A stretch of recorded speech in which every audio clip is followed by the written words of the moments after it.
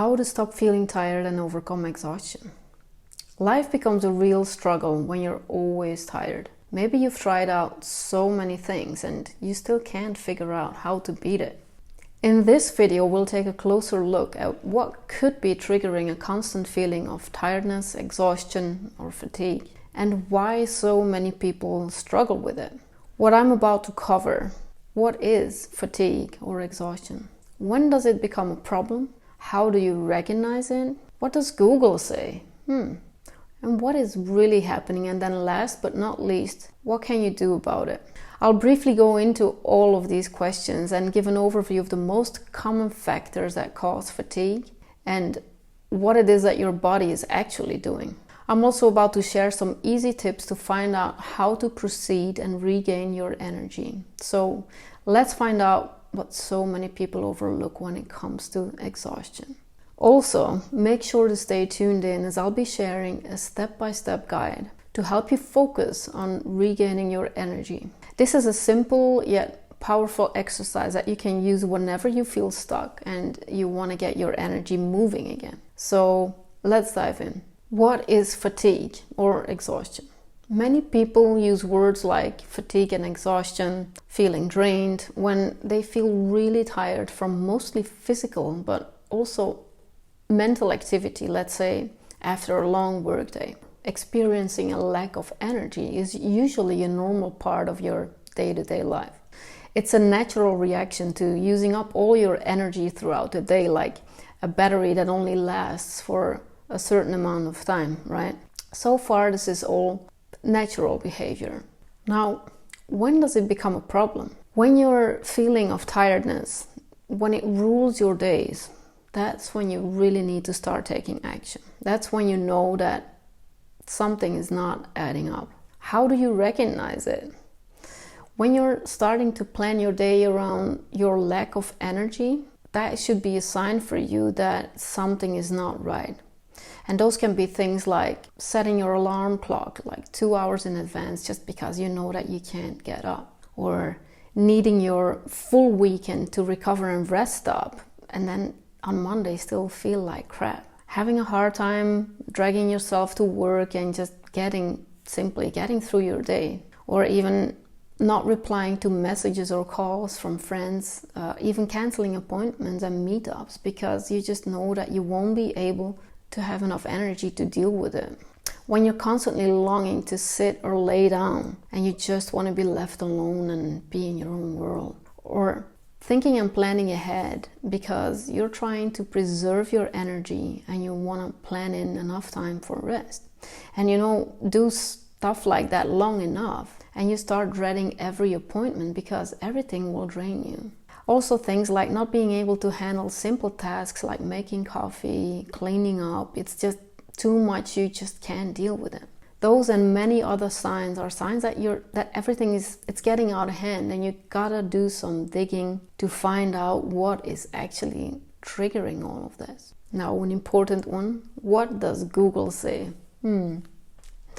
Google says fatigue is a feeling of weariness, tiredness, or a lack of energy.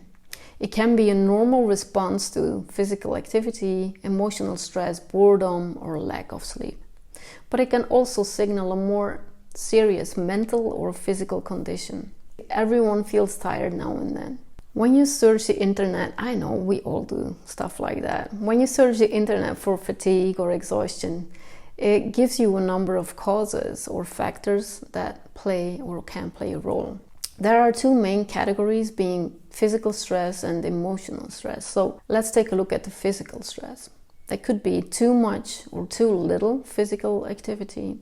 Environmental triggers like mold, light, noises, smells. Could be a lack of sleep or poor quality sleep, poor nutrition, medicine, medical condition, poor health, and so on. As for emotional stress, it could be mental health concerns, or boredom, or depression, or even too many distractions or triggers during the day, having a stressful job, a stressful relationship.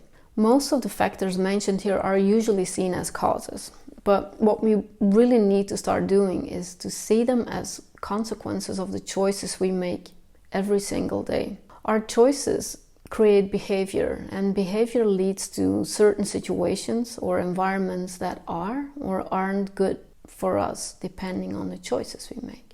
Meaning we have to dig deeper as to find out what the actual cause is. What choices are wearing us out and keeping us stuck?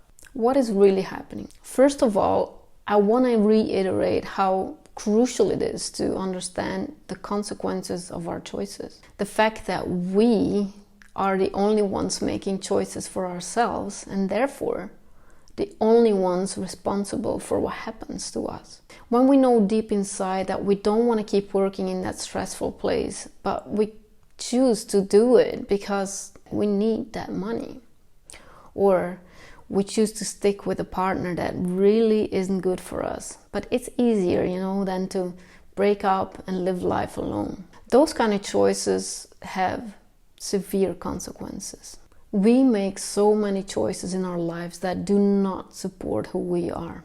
Of course, the few choices, they won't affect us and make us sick instantly. It's more the continuous ignoring of your inner wisdom or gut feeling that will eventually end up in some more serious nudges from your body telling you that you really need to make better choices because you're out of balance, you're depleting your energy, and honestly, you're not having fun at all.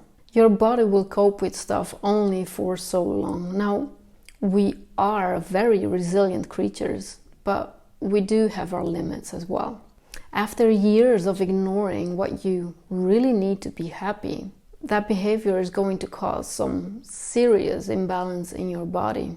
So what's actually happening is that your body is trying to tell you something, like an indicator lamp on the dashboard of your car telling you to change your oil or to check the pressure of your tires. When you keep ignoring those signs, and your car will still run, but it won't get to its maximum performance anymore. Just like the car, your body is extremely resilient. And so your body will keep going for a long time, regardless of the stuff you put it through, regardless of the fact that you're not keeping it in superb condition. But the longer you ignore those signs, the heavier and the slower you become. The more energy your body needs to patch up whatever is going on inside in order to just keep you going. After a while, this could trigger depression or even more severe things. So what can you do about it? The key here is to focus on what you want and what feels good. That is so important, and it will get you results so much faster than you can ever imagine. Our bodies are incredibly resilient and self-healing. So when we do not interfere, our body is always going to find balance and promote healing, because that's just what it does. But it's also designed to create more of what we think about, because we are the creators of our own reality. That being said, yes, you working your butt off is also something you created yourself. Do you think that it's harsh that I say that? As someone who's lived and breathed fatigue for a long time, I can say that I worked really, really hard to get out of my horrible situation. I'd exhaust myself even more because I really believed that working harder would earn me more money and help me relax. Nothing is more untrue than that. It's not the money that will help us get rid of fatigue. It's our lifestyle, our choices, our thinking. We really do become what we think about. So maybe you'll think like, hey, that's not fair. I am constantly thinking about getting better and regaining my health and energy because I want to feel better. It's just not working for me. Don't worry, I feel you. I've been there. This is the tricky thing.